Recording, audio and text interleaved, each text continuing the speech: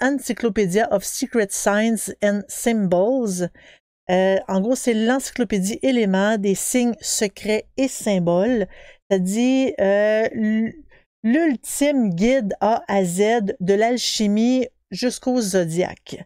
C'est Adèle Nozedar qui l'a écrit. Et si on l'ouvre, et voilà, c'est ça, ça a été publié par c'est Harper Element. Et mon livre, ma version à moi, date de 2008. C'est ça, 2008, hein? C'est bien ça qui est écrit? Oui, 2008.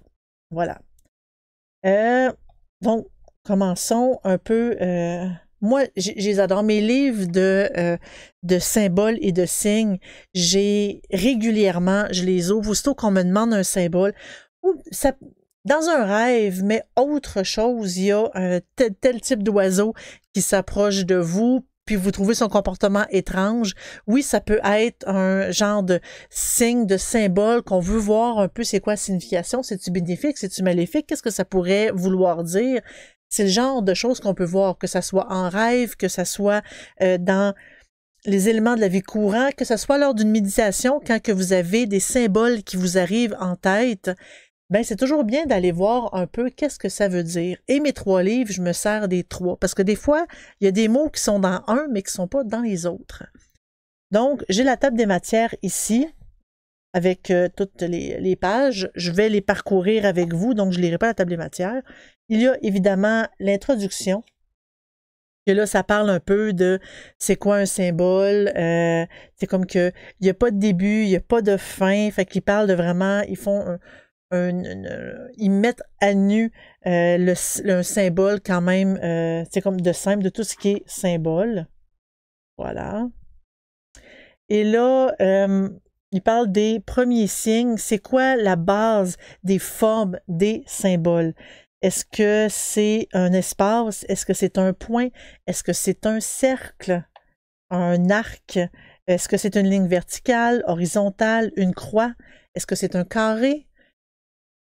Des fois, quand on veut commencer à interpréter toute la symbolique de la chose ou quand on veut faire, par exemple, un dessin dans le but de faire de la magie, bien, des fois, c'est bien de savoir qu'est-ce que symbolise le dessin pour pouvoir y mettre toute la magie qu'on veut y mettre, la symbolique et tout ce qui est lié à ça. Le losange, le triangle, la diagonale et le zigzag. Voilà. Et là, on tombe dans la partie 1 qui parle des signes, des symboles de la magie et du mystère. Et là, on commence par un premier mot qui, des fois on dit au Québec un mot, un nom à coucher dehors, c'est Asquandi. En gros, c'est ça dit que c'est un symbole qui est impossible à interpréter. C'est un symbole, puis on parle vraiment d'Iroquois. Donc, quand on commence, là j'ai été dérangée par un texto, c'est drôle d'ailleurs, la magie. En gros, dans ce livre-là, on touche beaucoup à des religions et je le mentionne parce que ici, bon, ça parle des Iroquois. Tandis que certains livres se limitent à 2-3 religions principales. Donc, je veux juste le mentionner qu'on voit tout. Bon, il y a Abraxas qui est dans la religion catholique. Et là, on tombe dans vraiment les symboles un peu plus religieux, disons. L'alchimie, les 4 éléments, les saisons. Parce que oui, les saisons ont aussi leurs symboles. Voilà. L'œil qui voit tout, qui est d'ailleurs sur les billets de banque américains.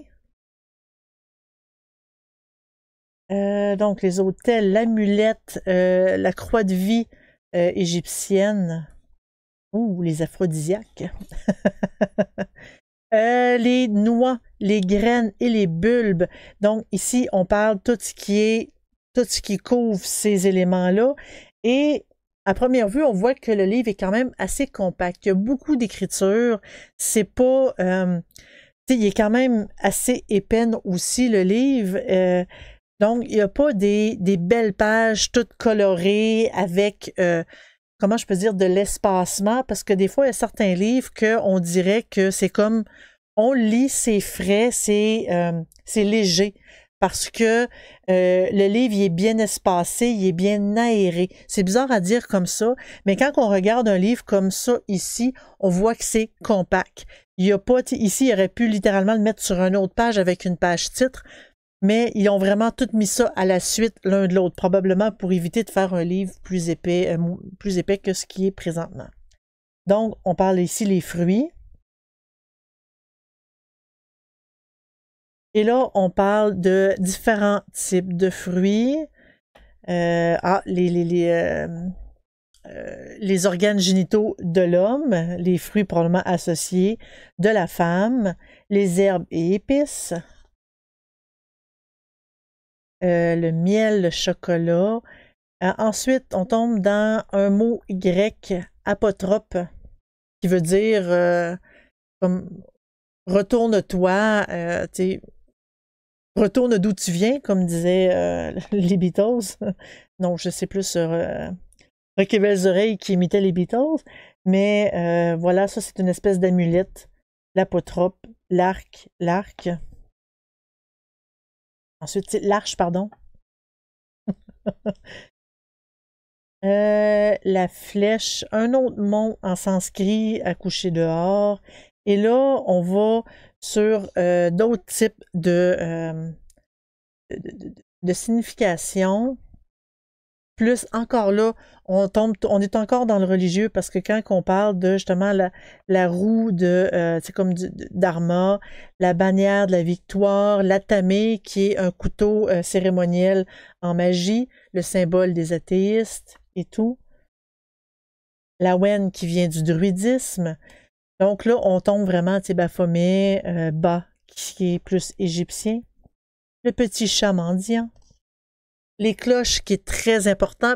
Dans la majorité des religions, disons, on dit que la cloche bannit les énergies négatives. C'est pour ça qu'il y a des cloches aux cérémonies religieuses catholiques et au mariage, pour enlever toutes les mauvais sorts et toutes les énergies négatives. En magie aussi, on l'utilise pour exactement les mêmes raisons. Les livres, les cloches et les chandelles, encore là, c'est très, très religieux. La boline, qui est encore là un autre type de couteau pour couper des herbes.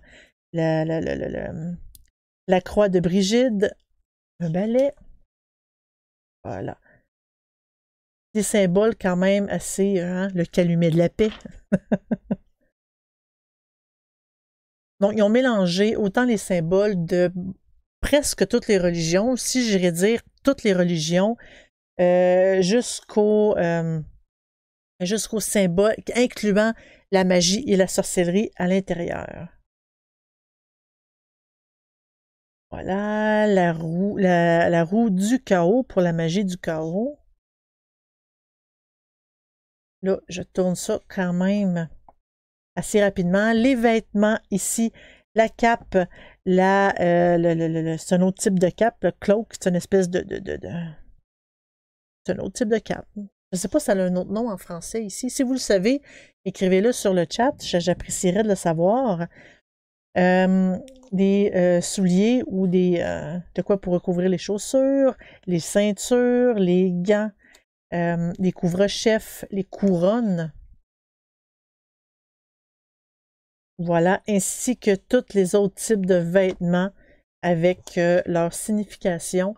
C'est vraiment, si on a une vision, on a un rêve ou quoi que ce soit, c'est quand même utile de le détailler le plus possible. La couleur, évidemment, les couleurs ont une signification très, très, très, très, très importante. Là, on tombe dans le noir, le bleu, le brun, le vert, le gris, etc. Lirez pas tous, mais ne pas moteler. Ah, ça, je ne la connais pas, cette couleur-là.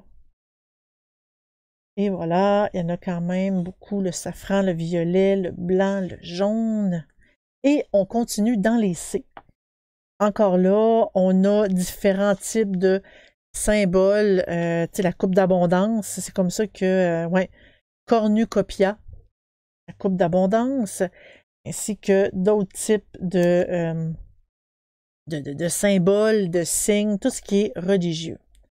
Hein? La croisée des chemins, c'est connu que le diable se cache à la croisée des chemins. Il ne faut pas faire affaire avec eux dans ce coin-là, à moins que c'est volontaire, mais ça, c'est la religion catholique qui a répandu un peu cette croyance-là.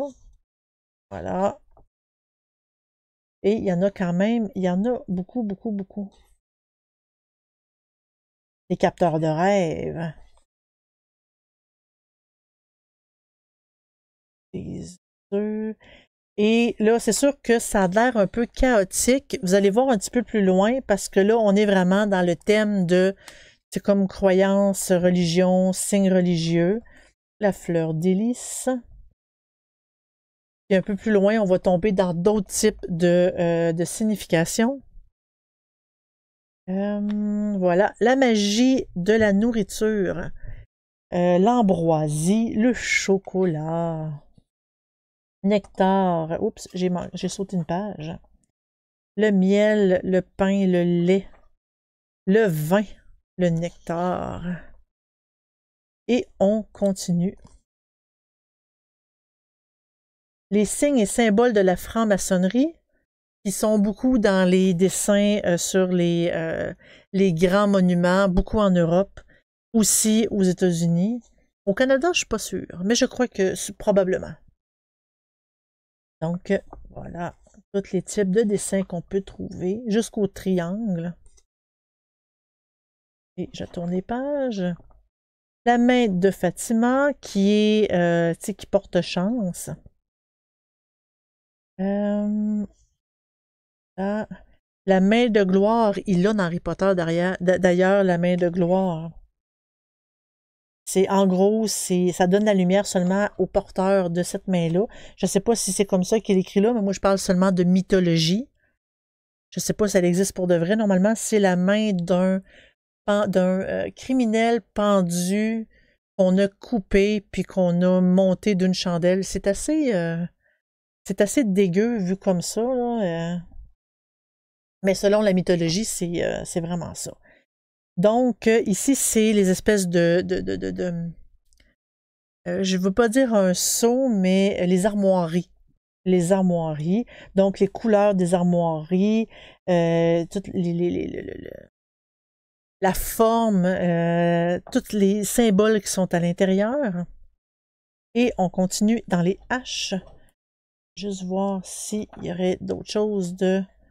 Je ne passerai pas 3 heures à vous montrer chaque page du livre. On va quand même sauter un petit peu. Là, bon, je vais juste vous montrer ce qui est plus important. Puis d'ailleurs, je pense que je l'ai vu. Ah non, c'est pas lui. Non, oh, je pensais avoir vu quelque chose, mais non. Ah, la croix papale.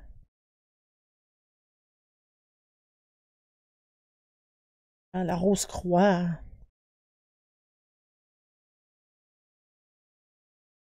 Et il y a quand même, il y a quand même des dessins et tout, là. OK, bon, talisman, le tarot, les arcades mineures, majeures, les symbolismes de chacune des cartes.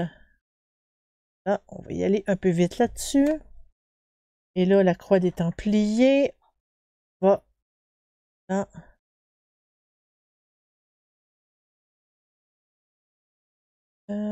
On est rendu à la fin de cette section-là. Le zodiaque, le cycle de la vie. Ici, tu as tous les signes du zodiaque avec les dates, l'élément et tout. Tous les signes du zodiaque. Ça fait quand même pas mal d'informations ici, là. Parce qu'ils sont vraiment tous là avec les qualités, les glyphes, toutes les particularités. Donc, poisson, Zoso et les 4 symboles. Voilà. Et là, on tombe dans la partie 2, qui est la faune. La faune, là, on parle vraiment de tous les symboles du royaume animal. Tout ce qui est lié aux animaux. Fait que là, on a la chauve-souris, l'arbre et tout. Il y en a quand même beaucoup, mais il y en a qui sont pas là. Parce que quand on veut, par exemple, trouver un oiseau en particulier, parce que la dernière fois que j'ai ouvert ce livre-là, c'était pour ça, on me demandait la signification d'un merle et je ne l'ai pas trouvé là-dedans, je l'ai trouvé dans les autres. Oups, est-ce que ma caméra décide de faire des free games? Allô? Ah, ok, c'est mieux. Donc, voilà. On a les animaux en général. Ensuite, on tombe dans les animaux fantastiques parce que oui, des fois, les animaux fantastiques apparaissent et, ben, je veux dire, pas dans la vraie vie, là, si c'est le cas, il y a des médicaments qui existent pour ça, mais les animaux fantastiques qui peuvent apparaître dans des visions, dans des rêves, dans les dessins qu'on peut produire. Donc, on a les significations ici, anges, centaures, démons, dragons, les gobelins, les fées. Les harpies, les griffons, phénix, etc. jusqu'aux zombies. Ensuite, on tombe dans les oiseaux, ceux qui, je veux dire, les ceux qui transmettent les communications divines. Je sais qu'il y a un mot plus facile que ça, mais c'est vraiment ceux qui transmettent les informations divines. Qui parle vraiment de beaucoup de peuples, les Tibétains, les Indiens d'Inde, les Américains natifs, les Amérindiens, les Mexicains, les Égyptiens, les Mayas, les Celtes, par exemple, ils disent qu'ils ont des lieux sacrés tout autour du monde où est-ce qu'ils ont des symboles d'oiseaux. Donc, il y en a quelques-uns ici. Oups. Parler des oiseaux tantôt. Mais je crois que je ne l'avais pas trouvé là-dedans. Il n'était pas dans Table des matières, en tout cas. Donc, l'autruche, le coq. Ici. Ah, il y a même le calendrier lunaire des oiseaux. Ah, c'est intéressant, pareil. Voilà. Puis, il y en a seulement quelques-uns. Il n'y a pas tous les oiseaux possibles. Partie 3, la flore. Toute la sagesse du royaume des plantes. Donc, ici, on a différents types de plantes, de la belladone au basilic, à l'ayahuasca. Donc, il y en a quand même plusieurs. Puis, il y a même jusqu'à l'ail, le ginseng, le gazon. Voilà. Le langage des fleurs. En gros, on avait parlé, sais-tu, la semaine passée ou samedi dernier, des fleurs qu'on pouvait remettre, la signification des fleurs. Je pense que c'est samedi dernier. Et ici, on en a quelques. C'est vraiment la signification des fleurs. Et je pense qu'on va chercher, par exemple, la rose. Là, on n'a vraiment pas la couleur, on a la fleur. C'est pas mal plus détaillé de ce que j'avais. La rose, c'est la gratitude. Mais, oh, puis il y a différents types de roses, par exemple.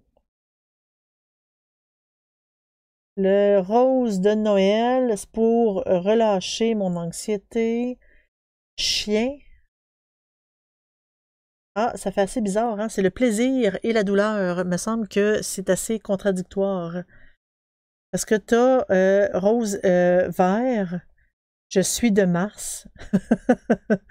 Euh, une rose rouge, l'amour, je t'aime, le respect, la beauté. Thé de rose, je me souviens toujours. Ah, c'est assez.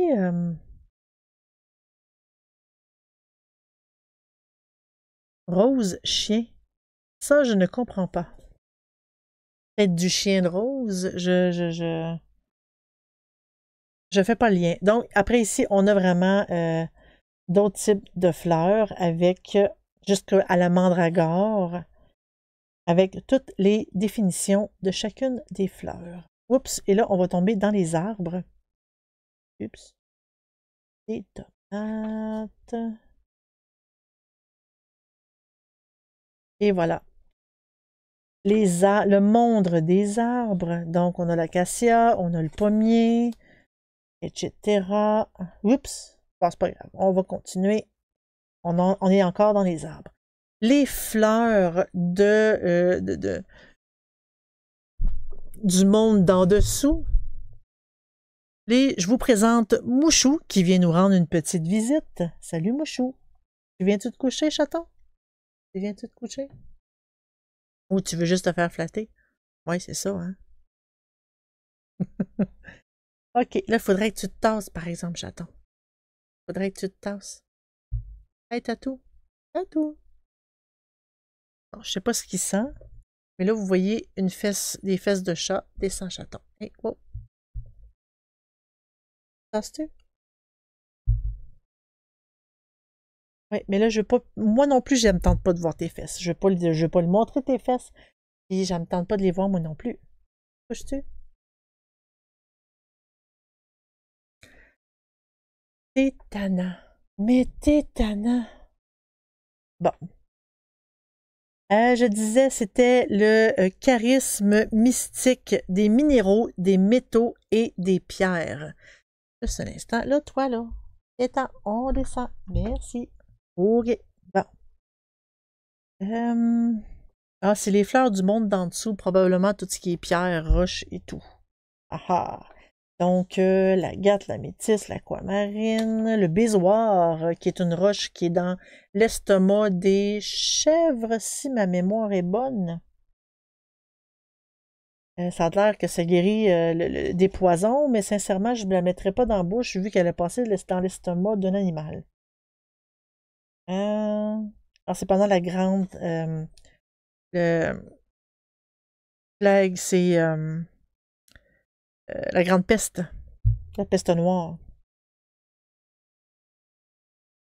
Mm.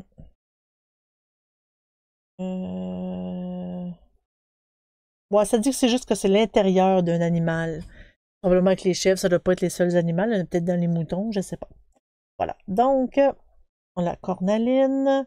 On a tout plein de pierres différentes. Et ici, c'est quoi? C'est les correspondances des pierres avec les planètes, avec le zodiaque, avec les mois de l'année et les chakras, ainsi que les éléments. Si on veut des fois faire des correspondances nécessaires, c'est toujours pratique quand on fait la pratique, quand on fait des rituels, on veut préparer notre propre rituel, connaître les correspondances comme ça, bien, ça permet de rajouter un peu de, je ne veux pas dire de magie, mais un peu d'intention, un peu d'énergie à ce qu'on fait parce que tout est, tu sais, on a vraiment travaillé sur toutes les significations pour que notre rituel fonctionne bien. On a d'autres types de pierres ici. On continue les pages. Youps, j'en ai échappé un petit peu. Et voilà. Partie 5. La géométrie sacrée et les places du pèlerinage. Donc, c'est quoi la géométrie sacrée? La section dorée, les solides platoniques, les places de pèlerinage. Et là, il parle de la cathédrale de Chartres. Il parle des différents endroits où est-ce qu'on pourrait faire des pèlerinages. Glastonbury, le labyrinthe de l'homme vert ou du Green Man. Je ne sais pas si ça porte vraiment ce nom-là en français. Mais c'est la Mecque, les menhirs, les lignes Nazca. Et il y en a quand même tout plein. Jusqu'à la chapelle de Roselyne. Stonehenge et tout, les synagogues, voilà. Partie 6, les chiffres. Là, c'est tout ce qui attire, tout ce qui est mystérieux, les calculs, les chiffres, les significations. En gros, ça parle des relations entre les lettres et les nombres. Et là, on va dans le 0, le 1, et on parle vraiment des différents types d'étoiles. 2, le 3, le 4, et on va quand même beaucoup, parce que au-dessus de 10, là on est rendu au-dessus de 20, 50, 100, et là 666, le nombre de la bête, donc il y a peut-être une petite explication du 666 ici, du symbolisme, les carrés magiques, ici que c'est des carrés avec des chiffres à l'intérieur, et par la suite, on tombe à la partie 7, qui est les sons sacrés, les signes sacrés. Donc, c'est toute la résonance, les lettres et le langage. Donc, ça parle de sons, de mots, de lettres et l'écriture, le fameux abracadabra. Et oui, c'est comme ça que normalement on l'écrit, en espèce de triangle inversé. L'alpha, oméga, le qu'on connaît si bien de toutes les formes de l'hindouisme, bouddhisme, etc. Voilà, puis il y a différents types de hindou, tibétain, je pense que ça c'est du jainisme, sikh, et lui, Upkar, je ne le connais pas. Donc, Bismillah, je crois que c'est lui qu'on entend dans la chanson de Queen. Bohemian Rhapsody, pour être plus précise. Donc, ici, les chemins, les signes pour les voyageurs. Donc, on a tous les petits signes ici pour bien se comprendre. Le juge, l'officier, le gentilhomme, le docteur. C'est drôle, hein? Ça fait comme tête de mort un peu. C'est assez... ça fait étrange un peu. Donc, il y a tous les petits symboles comme ça. Les signaux de fumée. Et ensuite, la géométrie. Non, c'est la gématria. Ok, c'est surtout pour le langage hébreu. C'est pour ça que je me dis en moi-même que c'est ça, cette affaire-là. C'est vraiment le langage hébreu, donc chaque lettre a un chiffre d'attribué, une valeur numérique aux lettres. Donc, les invocations, le K dans le mot magie, les sceaux, les noms magiques, les mantras, la musique, les noms. Voilà. Donc, différents types de sigils, des sceaux, des lettres, les marques. Et là, ici, il parle de la magie des sigils. Un sigil, en gros, c'est un dessin. On prend plus.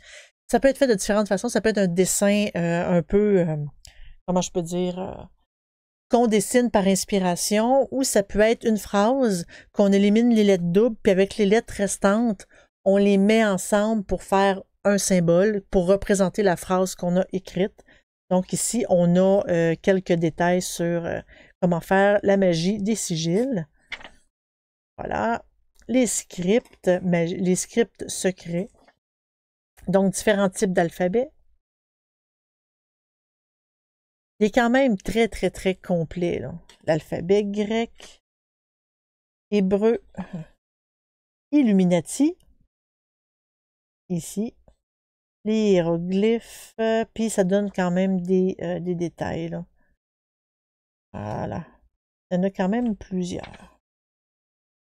Les runes, évidemment, c'est quand même assez commun dans notre domaine. Et l'alphabet sorcière. Et là, on tombe dans la partie 8, le corps. En gros, c'est comme la carte sacrée du symbolisme. Fait qu'on parle de la pomme d'Adam, les bras, le sang, la poitrine, les os et tout. Fait que tous des symboles ici. Et ça, les moudras, où est-ce qu'on veut faire venir les bénédictions, le cornu, hein, on connaît un petit peu le signe.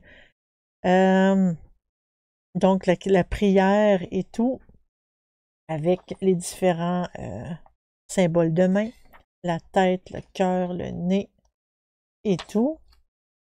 Voilà.